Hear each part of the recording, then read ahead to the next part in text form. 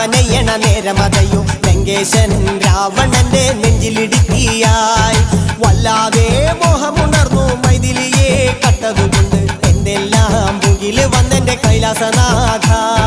കുഞ്ഞുമകൻ മേഘനാഥനും സോദരനും സർവരും ഇന്ന് തന്നെ വിട്ട് പോയതല്ലോ കാലപുരി തന്നിൽ പശ്ചാത്താപം നിറയണ് രാമന്റെ ശരമുനയാൽ മോക്ഷത്തിൻ പടി കടക്കാൻ മോഹമുദിച്ചല്ല